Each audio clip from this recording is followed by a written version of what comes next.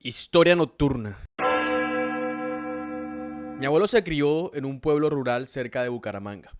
Eran en total 11 hermanos, de los cuales 5 de ellos tenían por costumbre que una vez terminaban la jornada en la finca en la que vivían, se sentaban debajo de un palo viejo de mango en el patio a jugar dominó en la superficie de un carrete de madera, de esos donde vienen los rollos de pita.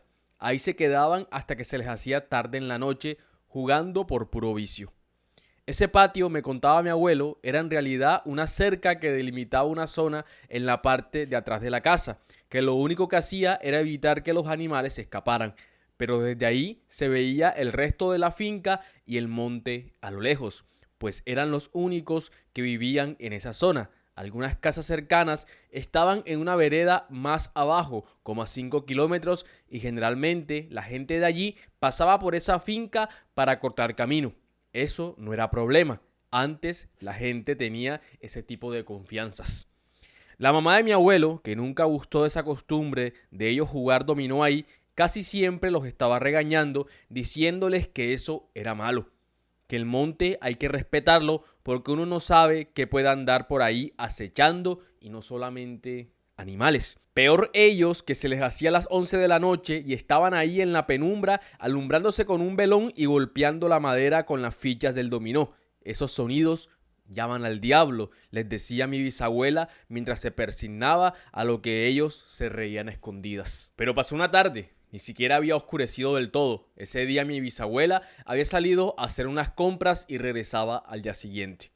Lo primero que hizo fue decirles que no se fueran a quedar hasta tarde ahí fuera, porque ella había visto un caballo suelto esa mañana corriendo por el monte, y por su aspecto no parecía algo bueno. Pero la actitud de mi abuelo y sus hermanos fue decir: seguro es un caballo que se escapó. Es más, si lo vemos, lo aseguramos. De pronto nos dan recompensa. Cuando mi bisabuela se fue, enseguida se fueron los 5 para el carrete. Lo acomodaron y empezaron a jugar. No pasaron ni 5 minutos cuando uno de ellos empezó a sentir el paso de un caballo acercándose. No dijo nada, solo volteó la cabeza como reaccionando al sonido. Pero pasaron varios minutos y aunque este se escuchaba ahí cerca, no veía el paso de ningún animal. Entonces le dijo a los demás: oigan, hace rato escucho que viene un caballo, pero no veo nada. Los otros se rieron diciéndole que si se había dejado meter miedo del cuento que le había echado la mamá para que no jugaran. Pero justo cuando estaban retorciéndose de las carcajadas, los 5 escucharon al tiempo un galope fuerte que pasó a pocos metros de la cerca. Todos se pusieron de pie mirando hacia afuera, pero no veían nada. Sin embargo, sí sentían el sonido alejándose hacia un costado. ¿Será el caballo que se perdió?, preguntó uno de ellos. A lo que el resto permaneció en silencio con la mirada atenta a la lejanía del monte, pues ahí se sentía el galopar. Al cabo de un minuto el sonido desapareció y ellos volvieron a incorporarse en sus asientos improvisados con troncos de madera. Estaban revolviendo las fichas cuando de nuevo el galope pasó a toda marcha detrás de la cerca. Esta vez sí vieron el polvorín y el monte moviéndose como tropezado por una bestia enfurecida. Pero del caballo no veían ni la sombra. Ahí fue cuando decidieron mejor entrarse a la casa. Pero cuando estaban llegando a la puerta, sintieron un resoplido. Ninguno se atrevió a voltear. Al contrario, apenas cruzaron la puerta, se encerraron. ¿Qué les pasó?, le preguntó una de las hermanas que estaba en ese momento en la cocina al verles las caras pálidas. No, nada. Está soplando bastante brisa allá afuera, fue lo que dijeron. Pero ahí mismo escucharon un estrupicio fuerte que venía desde el patio. Todos 5 salieron corriendo a meterse en uno de los cuartos a esconderse, mientras el resto estaban confundidos, sin entender qué era lo que estaba pasando allí fuera. Así que uno de ellos decidió salir al patio a ver qué era ese escándalo, y cuando salió se encontró con que todos los animales, pollos, pavos, patos, cerdos, estaban arrinconados en una esquina de la cerca, asustados, juntos, mientras el carrete donde los otros jugaban dominó ardía en candela. Por todo el patio encontraron al día siguiente huellas de caballo y varias zonas rociadas con ceniza, como si hubiesen quemado algo sobre el suelo. Lo más impresionante era el tamaño de las huellas, que parecían pertenecer a las de un caballo descomunal, pues nada más la pisada de la pezuña era más grande que 3 huellas de un hombre adulto.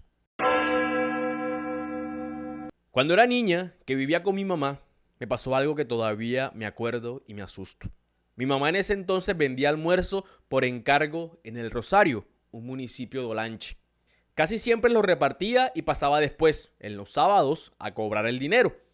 Yo la acompañaba y fue en una de esas tardes en que vi algo que no debía haber visto. Llegamos al mercado porque allí tenía un cliente que le compraba siempre de 5 almuerzos diarios para sus trabajadores. Pero cuando llegamos, el señor no estaba en su local, sino que en un casino, según le dijeron. Eso era una zona mucho más abajo, un poco más solitaria, en la que la gente se iba a apostar en juegos de azar o a emborracharse. Cuando llegamos al casino, no me dejaron pasar porque yo era una niña. Así que mi mamá, previendo que no se iba a demorar mucho, me dejó enfrente donde una señora que vendía ungüentos y esas cosas. Se veía como una señora buena gente. Ella le dijo que sí, que no había problemas. Hasta sacó un banquito de debajo de su mesa y me la puso a un lado para que me quedara ahí esperando a mi mamá. Resultó que la señora era una bruja. Y no lo supe porque me hubiese hecho algo, sino porque casi ahí mismo llegó una joven que quería un favor. Así le dijo: doña, hoy sí necesito un favor. La señora ni siquiera la miró. Se agachó, sacó un termo y una taza pequeña de plástico. Le dijo que se pegara al borde de la mesa y le sirvió un café que se veía oscuro y cargado. Ella empezó a tomarlo a sorbos, mientras la señora, con el ojo izquierdo tapado, leía una frase que tenía pegada en una tablita. La leyó 6 veces en voz alta. Luego le dijo a la joven que se tomara el resto del café de un trago, que después cerrara los ojos, echara la cabeza hacia atrás, contara hasta 5 y escupiera en la taza. Ahí enseguida, con los ojos todavía cerrados, tenía que pensar únicamente en el favor que quería hasta que lo viera en su mente. Estando la muchacha así, como entre una especie de meditación y un trance, la señora sacó una velita roja que tenía ahí debajo entre sus cosas, la encendió, se quedó viendo la luz un rato y de repente ésta se apagó, como si alguien la hubiese soplado. Se sirvió, dijo, mientras se reía con sus dientes manchados de tabaco. Sí vino, dijo. Entonces agarró la vela, la inclinó sobre la taza y dejó caer varias gotas de cera al fondo. Y tapando con la palma de la mano, mezcló la cera con la saliva hasta que empezó a sonar como si adentro hubiese una bolita. Y así era.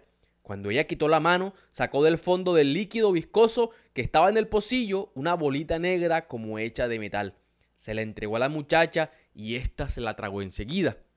Tienes que meter un algodón mojado con tu primera orina del día en un frasco durante 7 días. Eso es lo que me vas a traer para pagar el favor, fue lo que le dijo, y la muchacha se fue. Yo en ese entonces tenía 12 años y había quedado intrigada con eso. Sabía que era malo, pero la curiosidad puede más. Así que cuando mi mamá salió, yo hice como que me iba a amarrar un zapato y me robé una de las velas. Estando en la casa, le conté lo que había visto a una prima que a veces llegaba a jugar conmigo. Cuando le dije que tenía una de las velas, también sintió curiosidad y me dijo que quería probar. Así que preparamos todo. Nos fuimos para un rincón en el patio donde no nos vieran de cerca. Nos llevamos unas muñecas para que creyeran que estábamos jugando y le dije a mi mamá que nos regalara un poquito de café para jugar a la casita. Estando en una mesita detrás del lavadero, le dije a mi prima que hiciera tal cual lo que yo había visto, mientras yo, con el ojo tapado, repetía la frase que me había aprendido de memoria. Por ti veo lo que otros no ven, por ti oigo lo que otros no escuchan, por ti pido lo que otros no tienen y a ti pagaré lo que me pidas. Cuando terminé de decirlo 6 veces, le pedí a mi prima que escupiera, mientras yo sacaba con cuidado la velita del bolsillo y un encendedor que había agarrado de la cocina. Cuando la encendí, no sé cómo explicar qué, pero algo se acercó a nosotras. Sentí que algo, una presencia, se puso justo al lado de nosotras. Yo me quedé viendo fijamente la pequeña flama que había emergido y ahí fue donde lo vi, un ojo detrás del fuego, al cual no le pude retirar la vista por más miedo que sentí. Fue como si hubiese quedado petrificada por un par de segundos. Luego ese ojo se acercó y la vela finalmente se apagó con el sonido de un soplo que venía de la nada. En ese momento reaccioné como si acabase de despertar de un sueño y vi entonces a mi prima ponerse de pie mientras agarraba el estómago con cara de angustia. Dio 3 pasos a un costado y cayó en el suelo con la boca abierta y desmayada. Yo enseguida agarré las cosas y las tiré por encima de la pared del patio y comencé a gritarle a mi mamá que a mi prima le había pasado algo. Se repuso a los 5 minutos que le dieron a oler alcohol. Un desmayo normal, dijeron, pero ella no quiso volver a la casa. Mientras a mí, al día siguiente prácticamente, empezó a salirme un brote raro en la espalda que me bajaba desde el hombro. Toda esa parte se me irritó y me quedó una marca con una quemadura. Una infección fue lo que nos dijeron cuando me llevaron al médico. Pasaron varios años en que con mi prima nos veíamos en reuniones o en el colegio y no tocábamos el tema de lo que había pasado. Hasta que un día, que íbamos juntas en un bus, le pregunté y me dijo que esa tarde, cuando ella abrió los ojos después de pensar en lo que quería, vio a un hombre detrás de mí, con la mano izquierda puesta en mi hombro. Eso mientras yo estaba observando la llama que salía de la velita roja, que el hombre estuvo ahí por varios segundos observando la vela detenidamente hasta que se inclinó y la apagó. El hombre, como ella lo detallaba, era un tipo joven, alto, vestido de negro, con el rostro pálido, inexpresivo, pero que su mirada era lo más aterrador, pues según mi prima, en ella se podía sentir la maldad encarnada. Fue tanto el miedo que le causó que cuando éste la miró directamente sintió una punzada fuerte en el estómago que le nubló la vista. Fue ahí cuando cayó desmayada. Nunca quise averiguar qué fue lo que pasó, qué había sido eso. Tal vez por miedo, pero más nunca me volví a meter con cosas que no entendía. Uno no puede dejarse ganar por la curiosidad. Mi hijo dice que tiene un amigo imaginario. Y en un principio eso creí. Pero cuando noté que su comportamiento iba más allá de un simple juego de niños, empecé a preocuparme. Fue una tarde en la que fuimos de visita donde una amiga que también tiene un hijo pequeño y que con Lucas, mi hijo, se han llevado casi desde sus primeros meses, pues mi amiga y yo siempre hemos sido muy unidas. Pero aquella vez presenciamos algo que nos dejó desconcertadas. Ambos niños estaban jugando en una habitación que mi amiga acondicionó especialmente para su hijo y en donde tienen desde rompecabezas hasta lienzos para pintura. A Lucas le gusta jugar mucho en ese lugar precisamente por eso, porque nunca se aburren. Ambos son unos niños muy expresivos y casi siempre están inventando historias que se cuentan el uno al otro en voz alta como un juego de roles en el que cada uno va completando su parte con diálogos y sucesos de cosas que supuestamente ocurren en Tierra Sin Fin, el lugar donde habitan, según ellos, las criaturas fantásticas. Pero esa vez, mientras tomábamos un café, escuchábamos atentamente desde la cocina uno de aquellos diálogos. Tomás, tu caballo se ha quedado estancado en el lago de gelatina. Sus patas no pueden avanzar. Está pegado, decía la voz de Lucas. A lo que Tomás respondía, no te preocupes, yo tengo un hechizo mágico que convierte la gelatina en agua y mi caballo entonces podrá nadar. Fantástico, dijo Lucas, pero tenemos un problema. Él está aquí. Cuando dijo esto, hubo un silencio de varios segundos, en el que Amalia y yo nos quedamos viendo con ojos de intriga, casi que riéndonos de las ocurrencias de los niños. De pronto Tomás reaccionó y dijo, no quiero jugar más si él está aquí. Yo le dije, respondió Lucas, pero él dice que quiere estar con nosotros. No me gusta, replicó Tomás, me asusta su cara. Además, la última vez me hizo eso. ¿Ellos con quién hablan?, preguntó Amalia. Creo que del amigo imaginario de Lucas, respondí yo, inocente de lo que estaba pasando, sin sospechar siquiera que los niños estaban en peligro, pues aquella casa estaba en un conjunto residencial con seguridad privada. La casa también era un lugar al que difícilmente podría entrar algún extraño sin que lo notáramos. Debe ser parte del juego, fue lo que pensé. Aún así, las dos nos levantamos a cerciorarnos de que todo estuviera en orden. Pero cuando íbamos cruzando el pasillo de la cocina a la habitación, Tomás soltó un grito aterrador, al tiempo que Lucas decía insistentemente, déjalo, déjalo, y casi que al segundo sonó un golpe fuerte, como si una cabeza hubiese dado contra la pared. Nosotras corrimos asustadas, pero al llegar encontramos a ambos niños tranquilos, sentados en el escritorio, dibujando cada uno en un cuaderno. Ambos voltearon al escucharnos llegar y quedaron extrañados por nuestras caras de preocupación. ¿Qué pasó?, preguntó Tomás a su mamá, pero ella, al igual que yo, estaba confundida. ¿Con quién hablaban ahorita? Escuché que gritaron y que alguien se golpeó, le preguntó ella. No, mamá, solo estábamos dibujando, respondió. Esa respuesta nos dejó más confundidas que al principio, así que Amalia, para salir de dudas, me dijo que iba a revisar la cámara que ella tenía en ese cuarto para comprobar que no estuvieran mintiendo. Pero al revisar los videos no vimos nada que coincidiera con lo que nosotras habíamos escuchado. En los minutos de grabación que revisamos, desde que Lucas y Tomás entraron a esa habitación, solo se veía a los dos niños sentados apenas cruzando palabras porque estaban concentrados dibujando dragones. La única interacción constante que tenían era cuando se intercambiaban algún color, pero en ningún momento se les vio hablar en voz alta, mucho menos golpearse contra una pared. Ante la situación quise intervenir, así que regresé al cuarto y le pregunté a Lucas si estaban jugando con Mateo, así se llamaba su amigo imaginario. Su respuesta nos dejó heladas.